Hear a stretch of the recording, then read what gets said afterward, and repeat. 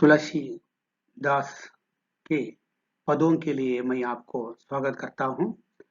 पिछले पीरियड में मैंने तुलसीदास का परिचय बता दी है और 2 पदों को भी वहाँ विवरण कर दिया है और अंतिम 3 पद है, 5वां, 6वां और 7वां पद तो आपको पढ़ना है। ये पद्य भाग को आज हम पढ़ेंगे। अभी 5वां पद है, यह है। एक बार मैं तो पढ़ दूंगा। रावरे दोष ना पायन को, रावरे दोष ना पायन को, पगधूरी को भूरी प्रभाऊ महा है। पाहन ते बन बाहन काठ को कोमल है, जल खाई रहा है। पावन पाई पखारी के, नाव चढ़ाई हो, आयसो होत कहा है। तुलसी सुनी केवट के बर बईन हंसे, प्रभु जानकी ओर हा हा है। बहुत सुंदर ये कविता है। गोस्वामी तुलसीदास के कवितावली भाग का या कवितावली काव्य का एक भाग है, वह केवट प्रसंग। ये केवट प्रसंग वहां आता है कि पितृवाक्य परिपालन करने के लिए राम 14 साल वन गमन करता है और गुह नामक राजा के पास एक दिन वहां रहकर दूसरे दिन आगे वह सरयू नदी पार कर लेता है। तो उस नदी को पार करने के लिए वही केवट नामक एक नाविक रहता है, अंबिका नाविक अंबिका। तो वह अपना नाव चलाता है। वह चलाने वाले जो नाव चलाने वाले केवट है, केवट से जाकर राम कहता है मुझे उस पार, अर्थात इस पार नहीं, उस पार नदी के दूसरी तरफ मुझे जाना है। मुझे अपने नाव पर बिठाकर उस ओर ले जाओ। कौन किसे कहता है? राम केवट से कहता है। तब केवट कहता है मैं तुझे अपनी नाव पर नहीं बिठा दूंगा, मैं तुझे अपने नाव पर नहीं ಬಿಟಾ दूंगा। ಸಂದರ್ಭ ಸ್ಪಷ್ಟವಾಗಿ ತಿಳ್ಕೊಳ್ಳಿ. ಏನಾಗಿದೆ, 14 ವರ್ಷ ವನವಾಸಕ್ಕೆ ರಾಮ ಕಾಡಿಗೆ ತೆರಳ್ತಾ ಇದ್ದಾನೆ, ಪತ್ನಿ ಸೀತಾದೇವಿ ಮತ್ತು ತಮ್ಮ ಲಕ್ಷ್ಮಣನೊಂದಿಗೆ. ಗುಹನಲ್ಲಿ ಹೋಗಿ ಅಲ್ಲಿ ಆತಿಥ್ಯ ಸ್ವೀಕಾರ ಮಾಡಿಕೊಂಡು ಮರುದಿವಸ ಗಂಗಾ ನದಿಯ ತೀರಕ್ಕೆ ಬರ್ತಾ ಇದ್ದಾನೆ ಅಥವಾ ಸರಾಯು ನದಿಯ ತೀರಕ್ಕೆ ಬರ್ತಾ ಇದ್ದಾನೆ. ಅಲ್ಲಿ ಒಬ್ಬ ಕೇವಟ ಎಂಬ ಮಹಾಭಕ್ತ ಇದ್ದಾನೆ. ಕೇವಟ ಎಂಬ ಮಹಾಭಕ್ತ ಇದ್ದಾನೆ. ಅವನ ಆ ಭಕ್ತನ ಮುಗ್ಧತೆ ಇಲ್ಲಿ ಪ್ರಕಟವಾಗ್ತಾ ಇದೆ. ಸನ್ನಿವೇಶ ಇದು ಏನಾಗಿದೆ, ಕೇವಟನ ಹತ್ರ ಹೋಗಿ ರಾಮ ಹೇಳ್ತಾ ಇದ್ದಾನೆ ನನಗೆ ನದಿಯ ಆ ಕಡೆ ಹೋಗ್ಬೇಕಾಗಿದೆ, ನನ್ನನ್ನು ನಿನ್ನ ದೋಣಿಯಲ್ಲಿ ಕೂತ್ಕೊಳಿಸಿ ನನ್ನನ್ನು ನದಿ ದಾಟಿಸು. ಆಗ ಕೇವಟ ಹೇಳ್ತಾ ಇದ್ದಾನೆ ಮೈ ತುझे अपनी नाव पर नहीं बिठाऊंगा, ನಾನು ನನ್ನ ದೋಣಿಯಲ್ಲಿ ಕೂತ್ಕೊಳಿಸುವುದಿಲ್ಲ. ಯಾಕೆಂದ್ರೆ ನಿನ್ನ ಮಹಿಮೆಗಳು ನನಗೆ ಗೊತ್ತಿದೆ, ನಿನ್ನ ಪಾದದ ಮಹಿಮೆಗಳು ನನಗೆ ಗೊತ್ತಿದೆ, ಆದ್ದರಿಂದ ನಾನು ನಿನ್ನನ್ನು ದೋಣಿಯಲ್ಲಿ ಕೂತ್ಕೊಳಿಸುವುದಿಲ್ಲ. क्योंकि तेरे महिमाओं का विचार मुझे मालूम है, तेरे पैरों की महिमा भी मुझे मालूम है, इसलिए मैं तुम्हें अपनी नाव पर नहीं बिठाऊंगा। ये कहने की घटना इस भाग में है। वह कहता है, केवट कहता है, देख ले, केवट कहता है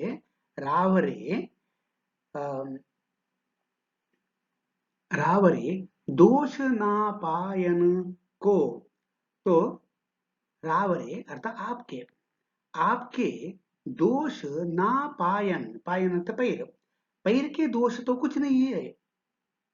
हे श्री राम, आपके पैरों की दोष कोई नहीं है, परंतु पगधूरी अर्थात धूल, पग अर्थात पैर, पैरों को लगी हुई जो धूल है वह महिमा पूर्ण है। धूरी को भूरी प्रभाव, तो भूरी अर्थात अधिक, अत्यधिक प्रभाव है।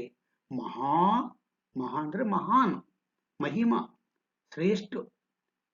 कुल मिलाकर क्या है, हे राम आपके कुछ दोष तो नहीं है, परंतु आपके पैर में लगी हुई जो धूल है वह महान प्रभावशाली है।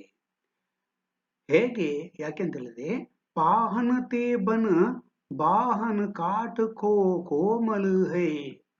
तो पाहन, पाहन अर्थात पत्थर, पत्थर के समान, पाहन अर्थात पत्थर, पत्थर के समान बन बाहन काट, बन बाहन जल की सवारी, बन बाहन जल की सवारी, जल की सवारी काट को कोमल है। मेरी काट को अर्थात काट अर्थात पेड़, तो पेड़ से बनी हुई नाव है मेरी। पावन के, पाहन अर्थात पत्थर, पत्थर के समान नहीं है, पत्थर के समान तो मजबूत होती है, परंतु मेरी किससे बनी है, मेरी लकड़ी से बनी हुई है। तो काट को, काट तो लकड़ी, लकड़ी से बनी हुई है और कोमल है, अतः जल खा ही रहा है।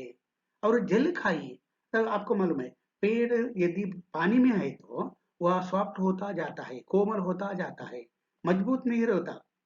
तो नाव कभी पानी में होती है, इसलिए एक ओर वह काठ से बनी हुई है, दूसरी ओर वह पानी में रहती है। इस कारण मैं इस नाव में तुम्हें नहीं बिठाऊंगा, क्योंकि पाहन के समान वह प्रभावपूर्ण नहीं है। ये घटना तो याद कर लेना है, ये घटना तो याद कर लेना है। अहल्या प्रसंग को, ಅಹಲ್ಯ ಪ್ರಸಂಗಕ್ಕೂ यहाँ याद करना है। ಅದಕ್ಕಿಂತ ಮೊದಲು ಈ ವಾಕ್ಯವನ್ನು ನಾನು ಹೇಳ್ತೇನೆ, ಎರಡನೇ ವಾಕ್ಯವನ್ನು. ರಾಮನೇ, ನಿನ್ನ ಪಾದಗಳು ನನ್ನ ದೋಣಿಯಲ್ಲಿ ಕೂತ್ಕೊಂಡ್ರೆ ಆ ಧೂಳಿನ ಮಹಿಮೆಯಿಂದ ಅದು ಬದಲಾವಣೆ ಆಗ್ತದೆ. ಯಾಕೆಂದ್ರೆ ಅದು ಕಲ್ಲಿನ ಹಾಗೆ ಕಠೋರ ಇಲ್ಲ, ಯಾಕೆಂದ್ರೆ ಇದು ಮರದಿಂದ ಮಾಡಲ್ಪಟ್ಟಿದೆ. ಯಾವುದು ದೋಣಿ, ಅದು ಅಲ್ಲದೆ ನೀರಿನಲ್ಲಿದ್ದ ಕಾರಣ ಅದು ಮೆದುವಾಗಿದೆ, ಅದು ಗಟ್ಟಿಯಾಗಿಲ್ಲ, ಅದು ಮೆದುವಾಗಿದೆ. ಕಲ್ಲಿನ ಹಾಗೆ ಕಠೋರ ಇಲ್ಲ ಯಾಕೆ ಹೇಳಿದ್ದಾನೆ, ಯಾಕೆಂದ್ರೆ ಕಲ್ಲಿನ ಕತೆ ಉಂಟಲ್ಲಿ. ಯಾವುದು ಕಲ್ಲಿನ, तो पाहन की जो कहानी क्या है, जो अहल्या का प्रकरण, एक वाक्य में ही बता दूंगा, चाहे तो कहानी तो आपको बता दे सकते हैं, परंतु यहाँ तो इतना ही है बस है कि राम पितृवाक्य परिपालन करने के लिए वह तो आज गया, तो भी इसके पहले एक घटना हुई है। राक्षस का वध करने के लिए विश्वामित्र के साथ राम और लक्ष्मण जाते रहते हैं। जाते समय गौतम ऋषि का आश्रम पार करके जाते हैं। तो जाते समय वही एक पत्थर है, वह अहल्या पत्थर के रूप धारण करके शापग्रस्त थी, शापग्रस्त अहल्या। विश्वामित्र कहता है, क्या कहता है, उस पत्थर को पैरों से उसको कुचल देना है। तो राम के पैर लगते ही वह पत्थर रूपी अहल्या अप्सरा के रूप में परिवर्तन हो जाती है और स्वर्ग में चली जाती है। यह कहानी है। ಏನಾಗಿದೆ, ರಾಕ್ಷಸರ ವಧೆ ಮಾಡಲಿಕ್ಕೆ ಲಕ್ಷ್ಮಣ ರಾಮ ಇಬ್ಬರು ವಿಶ್ವಾಮಿತ್ರರೊಟ್ಟಿಗೆ ಹೋಗ್ತಾ ಇದ್ದಾರೆ. ಗೌತಮ ಋಷಿಗಳ ಆಶ್ರಮದ ಕಡೆ ಹೋಗುವಾಗ ವಿಶ್ವಾಮಿತ್ರ ತಿಳಿಸ್ತಾರೆ, ಆ ಕಲ್ಲನ್ನು ನೀನು ಸ್ಪರ್ಶ ಮಾಡು, ಶಾಪಗ್ರಸ್ತ ಕಲ್ಲದು. ಸರಿ, ರಾಮ ತುಳಿತಾನೆ. ತುಳಿದ ಕೂಡಲೇ ಆ ಕಲ್ಲಿನಲ್ಲಿ ಇದ್ದಂತಹ ಶಾಪಗ್ರಸ್ತ ಅಹಲ್ಯೆ ಪುನಃ ಸುಂದರ ರೂಪವನ್ನು ಪಡ್ಕೊಂಡು ಅವಳು ಸ್ವರ್ಗಕ್ಕೆ ಹೋಗ್ತಾಳೆ. ಅಂದ್ರೆ ಕಲ್ಲು ಕೂಡ ಸುಂದರ ನಾರಿಯಾಗಿದೆ. ಈಗ ನನ್ನ ದೋಣಿ ಎಂಬುದು ಏನು, मेरी यह नाव आज पत्थर के समान तो कठोर नहीं है, जल खाने के कारण और वह कोमल है.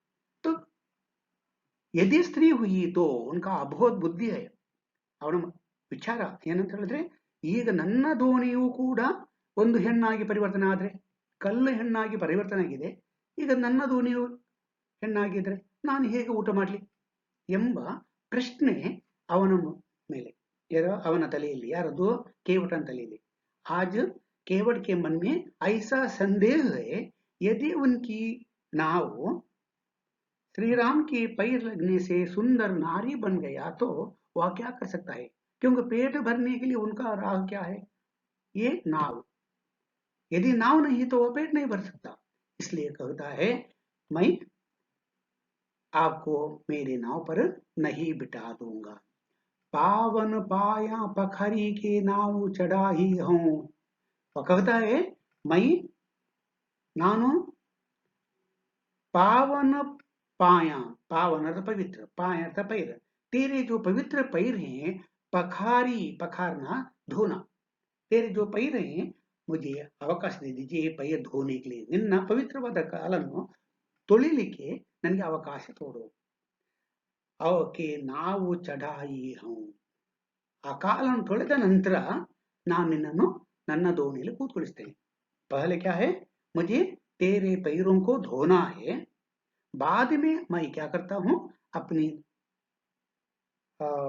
नाव पर बिठाऊंगा और आयसु होत कहा है तो आयसु अर्थात आज्ञा तो मुझे आज्ञा दे दीजिए ನನಗೀಗ ಆಜ್ಞೆ ಕೊಡು ಯಾವುದರದು ನಿನ್ನ ಕಾಲು ತೊಳಿಲಿಕ್ಕೆ तेरे पैर धोने के लिए मुझे आज्ञा दे दीजिए मैं पैर धो लेता हूं निन्न कालन ತೊಳಿತೇನೆ बाद में मैं अपनी नाव पर तुम्हें बिठाऊंगा निन्न ನಾನು ಕೂತ್ಕೊಳಿಸ್ತೇನೆ तुलसी सुनी के वटके बर बहन तुलसी कहते हैं तुलसी कहते हैं अर्थात गोस्वामी तुलसीदास कहते हैं सुनिए केवट श्री राम केवट के यह बात को बर बईन अर्थात चतुराई तो केवट के यह बात तो चतुराई की जो बात सुनकर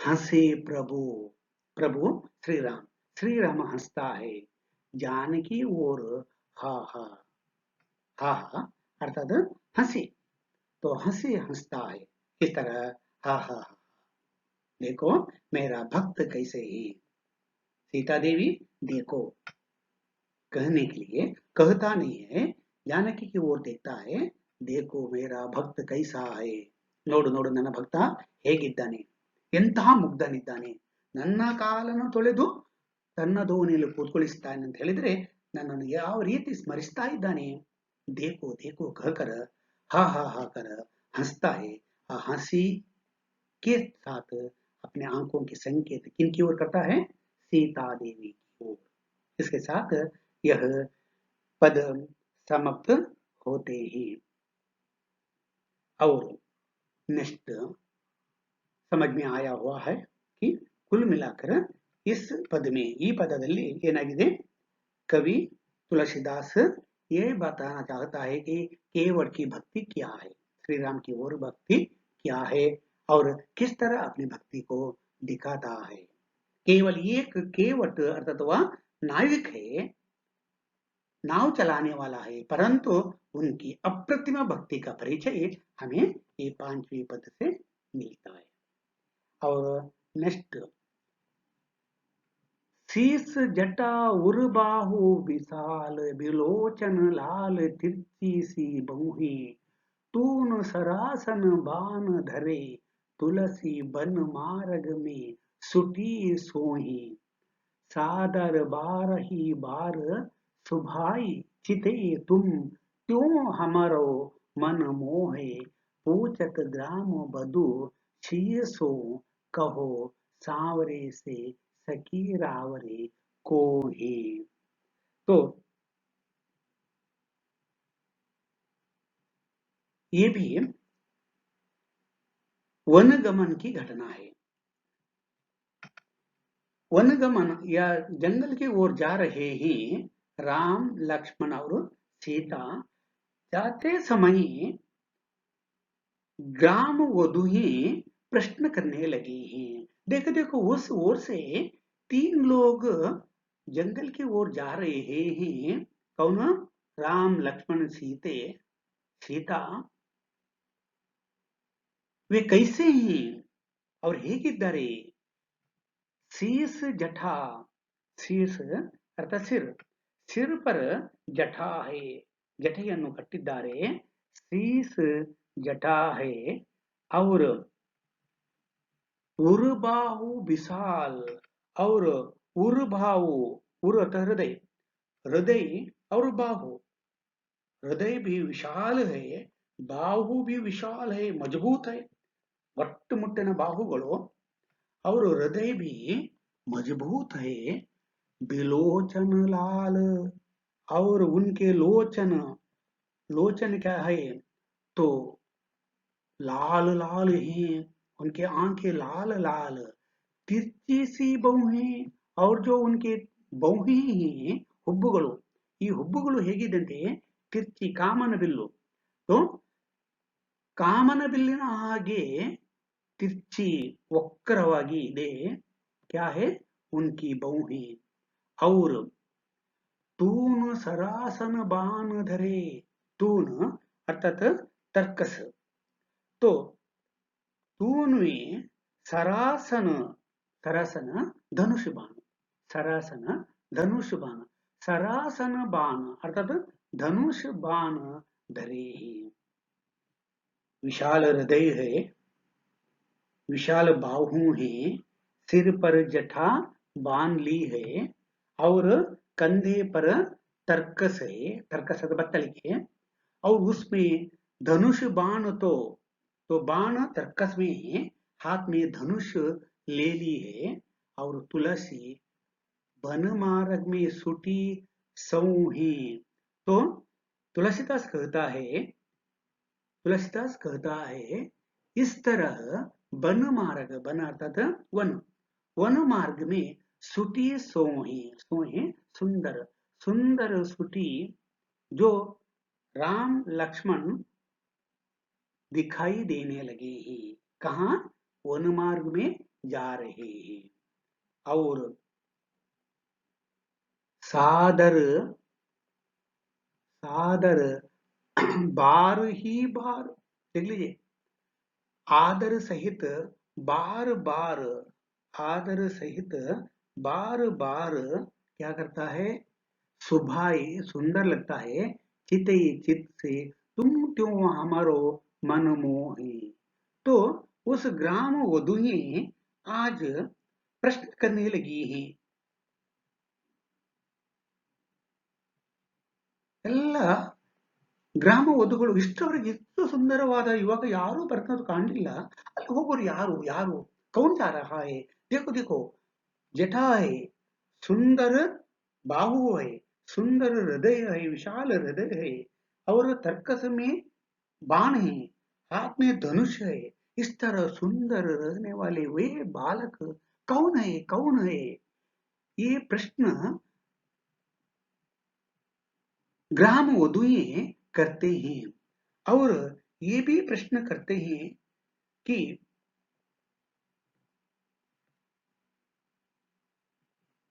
सादर वाले बार सुबह है, चितई तुम क्यों हमारे मन मोहे, तुम कौन हो हमारे मन को मोह करने वाले, हमारे मन को मोह करने वाले, तुम कौन हो, तुम कौन हो?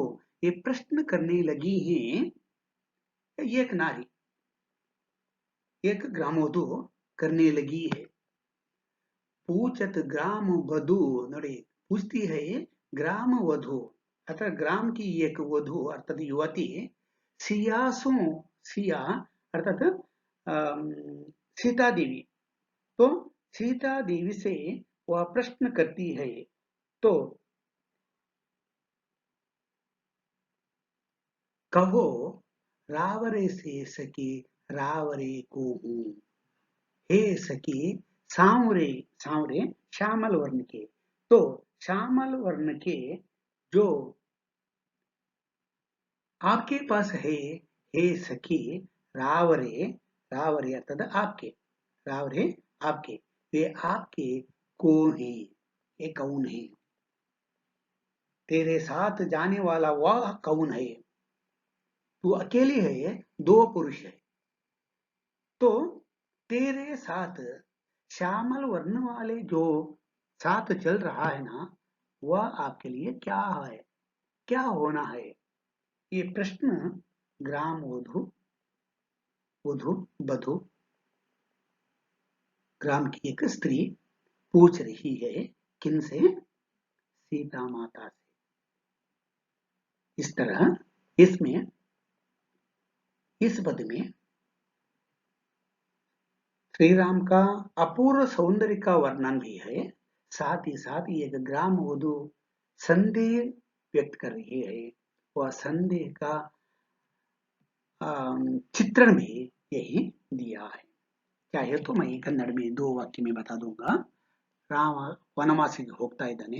ಹೋಗ್ತಾ ಇರುವ ಸಂದರ್ಭದಲ್ಲಿ ಅವನ ತಲೆಯ ಮೇಲೆ ಜಠೆ ಇದೆ, ವಿಶಾಲವಾದ ಬಾಹುಗಳಿದೆ, ಹೃದಯ ಕೂಡ ವಿಶಾಲವಾಗಿದೆ, ಕಣ್ಣು ಕೆಂಪು ಕೆಂಪಾಗಿ ಇದೆ, ಮತ್ತೆ ವಕ್ರಾಕಾರದ ಹುಬ್ಬುಗಳಿದೆ. ಈ ರೀತಿ ಬಹಳ ಸುಂದರ ಕಾಣ್ತಾ ಇದ್ದಾನೆ. ಅದು ಅಲ್ಲದೆ ತರ್ಕಸ್ ಅಥವಾ ಬತ್ತಳಿಕೆಯಲ್ಲಿ ಬಾಣಗಳಿವೆ, ಕೈಯಲ್ಲಿ ಧನುಷ್ಯನ ಹಿಡ್ಕೊಂಡಿದ್ದಾನೆ. ಈ ರೀತಿ ಹೋಗುವನನ್ನು ತುಳಸಿದಾರ್ ಹೇಳ್ತಾ ಇದ್ದಾರೆ. ಈ ಮಾರ್ಗದಲ್ಲಿ ತುಳಸಿದಾರ್ ಹೇಳ್ತಾ ಇದ್ದಾರೆ, ಈ ರೀತಿ ಕಾಡಿನ ಮಾರ್ಗದಲ್ಲಿ ಹೋಗ್ತಾ ಇರುವಾಗ ಬಹಳ ಸುಂದರವಾಗಿ ಕಾಣ್ತಾ ಇದ್ದಾರೆ. ಇದನ್ನು ನೋಡಿದಂತಹ ಗ್ರಾಮ ವಧು ಈಗ ನೋಡ್ತಾ ಇದ್ದಾಳೆ. ಏನಾಗಿದೆ ಅಂತೆ? ಸಾದರ ಬಾರ ಹಿ ಬಾರ ಅರ್ಥಾತ್ ಬಾರ್ ಬಾರ್ ವಾ ದೇತಿ ಹೇ. ಇಷ್ಟವರೆಗೆ ಯಾರಿಲ್ಲ, ಅವ್ರು ಯಾರು ಅಂತ ಸಾಮಾನ್ಯವಾಗಿ ಹಳ್ಳಿಯರು ಯಾರಾದ್ರೂ ಅಪರೂಪವಾಗಿ ಬಂದಾಗ ನೋಡ್ತಾರೆ, ಮತ್ತೆ ಹೇಳ್ತಾರೆ ಈ ಊರಿನಲ್ಲಿ ಯಾರು ನೋಡಿದ ಹಾಗೆ ಇಲ್ಲ, ಯಾರದು इस तरह प्रश्न करती है. इसी तरह आज ग्राम वधु भी प्रश्न करने लगे. ಯಾಕೆ? ಯಾಕೆಂದ್ರೆ ಚಿತ್ತೈ ತುಮ್ ಜೋ ಹಮಾರೋ ಮನಮೋಹಿ, ಅರ್ಥಾತ್ ಮನಸ್ಸಿನಿಂದ ನೀನು ಅಷ್ಟು ಆಕರ್ಷಿತರಾಗಿದೆಯಾ, ನೀನು ಯಾರು ಎಂಬ ಪ್ರಶ್ನೆ. ಅದು ಅಲ್ಲದೆ ಹೋಗಿ ಕೇಳಿ ಬಿಟ್ಲು ಒಬ್ಬಳು ಗ್ರಾಮ ವಧು, ಹೇ ಸೀತಾದೇವಿ, ನಿನ್ನ ಒಟ್ಟಿಗೆ ಒಬ್ಬ ಶ್ಯಾಮಲ ವರ್ಣವ ಇದ್ದಾನಲ್ಲ, ಅವ ಯಾರು, ನಿನ್ಗೆ ಏನಾಗ್ಬೇಕು? इस तरह प्रश्न करने लगी है. लगता है आपको ये कविता अच्छी तरह समझ में आई है. तो बाद में 7वां पद है, नर विविध कर्म अधर्म बहुमत शोक प्रद सब त्याग हो, विश्वास करी कह दास तुलसी राम पद अनुराग हो, जाते हीन अघ जन्म मही मुक्त, किन्हीं असी नारी महामंद मन सुख, चाहसी ऐसे प्रभु ही बिसारी. यहाँ 7वां भाग वह गोस्वामी तुलसीदास के अरण्य कांड से उद्धृत है. अरण्य कांड तो आपको तो मालूम होगा कि रामचरितमानस में कुल मिलाकर 7 कांड है. उन 7 कांडों में से एक कांड है वह अरण्य कांड. प्रथम बाल कांड है और बाल कांड, अरण्य कांड, अयोध्या कांड, अरण्य कांड, सुंदर कांड और उत्तर कांड. इस तरह कुल मिलाकर 7 कांड तो मिलते हैं. इनमें से अरण्य कांड में से एक घटना है यह. ಭಕ್ತಿ का महत्व क्या है, ಭಕ್ತಿಯ ಮಹತ್ವ ಏನು ಎಂಬುದನ್ನು ಇಲ್ಲಿ ಹೇಳಲ್ಪಟ್ಟಿದೆ. तो भक्ति करने से क्या हो जाता है? कविवर कहता है, नर विविधम कर्म अधर्म बहु मत शोक प्रद सब त्याग हो. नर अर्थात मनुष्य, विविधम कर्म अर्थात कई प्रकार के कर्म, विविध प्रकार के कर्म करता है. तो विविध प्रकार के कर्म करने पर अधर्म बहुमत, तो शोक प्रद सब त्याग हो. शोक प्रद अर्थात दुखदायी, अर्थात विविध कर्म करने के कारण, अपराधों को करने के कारण या अधर्म युक्त बहु कर्म करने के, धर्मयुक्त नहीं अधर्म बता दिया है, तो अधर्मयुक्त कर्म करने के कारण वह क्या करता है, शोक प्रद होता है। शोक अर्थात शोक, शोक शोक अर्थात कष्ट, दुख, दुख प्रद सब त्याग हो, परंतु वह दुखों को वह त्याग कर सकता है। भक्ति का मार्ग अपनाने से क्या हो जाता है, क्या हो सकता है, नर मनुष्य विविध कर्म में अधर्म करके बहु मत शोकप्रद होता है, तो ये सभी शोक या दुख को, सब सभी दुख को वह त्याग कर सकता है। अदम कालकोल भव, तो सभी दुखों को पार करने, दुखों को नाश करने वाला कौन है, भगवान है। कौन है, भगवान है। और विश्वास करी, विश्वास करना, विश्वास करना, तो विश्वास करी करो कह दास तुलसी, तुलसीदास कहता है। तो भगवान पर विश्वास करने के लिए तुलसीदास कहता है, राम पद अनुराग हो, पद अर्थात पैर, राम के पैरों पर अनुराग प्राप्त करना है। अनुराग प्रेम, ಶ್ರೀರಾಮನ ಕಾಲಿಗೆ ಪ್ರೀತಿಯನ್ನು ತೋರಿಸಬೇಕು, ಶಬ್ದಕ್ಕರ್ಥ ಅಂದ್ರೆ ಶ್ರೀರಾಮನಲ್ಲಿ ಭಕ್ತಿಯನ್ನು ಇಡಬೇಕು। तो भगवान श्री राम पर अनुराग करने से क्या होता है, हमारे सभी दुख दर्द नाश हो सकते हैं। और श्री राम पर हमें विश्वास करना है, विश्वास करना है। याके उदाहरण देता है कविवर, जातिहीन अग जन्म मही, तो जातिहीन, जातिहीन जाति में ही रहने वाले कौन है कि अघ जन्म, अघ नीच, अघ नीच, नीच जन्म पाने वाले, शबरी तो मालूम है, मैंने बता दिया है, वह नीच जन्म वाली है, जंगल में रहने वाली है वह, परंतु उस नीच जन्म वाली मही को मुक्त की नहीं, और उसको मुक्त कर लिया है असी नारी, अर्थात असी ऐसी नारी, नारी कौन है, स्त्री। तो शबरी नीच जाति वाली है, जंगल में रहने वाली है, परंतु ऐसे नारी को भी मुक्ति दे दी है श्री राम ने। जाति भी अच्छा नहीं है, जाति ही नहीं, जंगल में रहने वाली है, परंतु उन्हें मोक्ष प्राप्त करने वाला श्री राम है, क्योंकि उसलिए राम को वंदना करना है, उनका अनुराग को प्राप्त करना चाहिए, हमें श्री राम को विश्वास करना है। महामंद, महामंद मूर्ख, तो महामंद मन सुख चासी, तो मूर्ख मन सुख चासी ऐसे प्रभु ही विसारे, तो मूर्ख लोग ही ऐसे प्रभु को विसारी भूल कर वे क्या होते हैं, वे तो अपना सब कुछ को खो देते हैं। तो बुद्धिमान क्या करते हैं, ऐसे प्रभु की वंदना करते हैं और सब कुछ पाते हैं, परंतु जो महामंद हैं, मूर्ख हैं, वे मन में सुख तो चाहसी ऐसे प्रभु ही विसारी, अर्थात ऐसे प्रभु को विसार कर, भूल कर कैसे सुख प्राप्त कर सकते हैं, ये विचार तुलसीदास क्या है। क्योंकि वह कहता है, नीच से नीच जाति वाले को भी रक्षा करने वाला, अनुग्रह करने वाला श्री राम है, तो मूर्ख लोग ही उसे तिरस्कार करते हैं, सब कुछ त्याग करते हैं। अर्थात कन्नड़ में चाहिए तो मैं ये बता दूंगा, ರಾಮನಲ್ಲಿ ಭಕ್ತಿಯನ್ನು ಇಡಬೇಕು. ಆ ಭಕ್ತಿಯನ್ನು ಇಡುವುದರಿಂದ ಏನಾಗ್ತದೆ ಎಂಬುದನ್ನು ಇಲ್ಲಿ ಹೇಳಿದ್ದಾನೆ. ಮನುಷ್ಯನು ತನ್ನ ಜೀವನದಲ್ಲಿ ತರತರ ಅಧರ್ಮಗಳನ್ನು ಮಾಡಿದರೆ ಅದರಿಂದ ದುಃಖ ಆಗ್ತದೆ. ಆ ದುಃಖಗಳನ್ನೆಲ್ಲ ನಾಶ ಮಾಡಲಿಕ್ಕೆ ರಾಮನ ಅನುಗ್ರಹ ಸಾಧ್ಯವಾಗುತ್ತದೆ. ಆದ್ದರಿಂದ ಶ್ರೀರಾಮನಲ್ಲಿ ವಿಶ್ವಾಸವಿರಬೇಕು ಎಂಬುದು ತುಳಸಿದಾಸರ ವಿಚಾರ.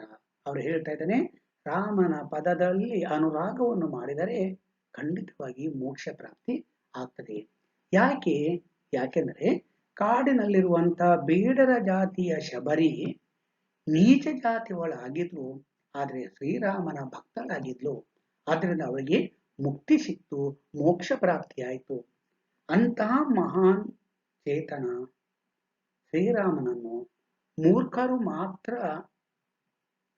ವಿರೋಧಿಸ್ತಾರೆ, ಎಲ್ಲವನ್ನೂ ಕಳ್ಕೊಳ್ತಾರೆ. ಆದ್ದರಿಂದ ಅಂತಹ ಶ್ರೀರಾಮನನ್ನು ಯಾವತ್ತೂ ಮರೆಯಬೇಡಿ ಎಂಬುದಾಗಿ तुलसीदास प्रस्तुत कविता भाग में कह देता है। अतः इस भाग में भी कविवर तुलसीदास कह देता है कि भक्ति जीवन में अनिवार्य है और अपने सगुणोपसाक श्री राम की वंदना करने के लिए तो केवल श्री राम दशरथ पुत्र नहीं है, वह एक भगवान है। उस भगवान की स्तुति तो आपको जरूर करना है। तो करने से हमें जो कुछ चाहिए सब कुछ प्राप्त कर सकता है, कहकर प्रस्तुत पद में भी कविवर कह देता है। इसके साथ हमें जो 5 कविताओं को, 7 में से 2 नहीं है, फर्स्ट वन और फोर्थ वन, ये 2 को छोड़कर और 5 पदों को बताया गया था। पिछले पीरियड में मैंने 2 कविता भाग पढ़ाई है और कवि के बारे में बता दी थी, और इस भाग में 3 पद भागों को समझाया है। साथ ही साथ इस पद के साथ तुलसी के द्वारा जो पद आपके सिलेबस में थे, ये सभी यही समाप्त हुए। आज मैं यह पाठ यही समाप्त कर लूंगा। पाठ सुनने के लिए या देखने के लिए आपको धन्यवाद कहते आप घर में ही बैठिए और पाठ प्रवचन के बारे में ध्यान दीजिए और आपके स्वास्थ्य के बारे में भी विचार कीजिए। नमस्कार।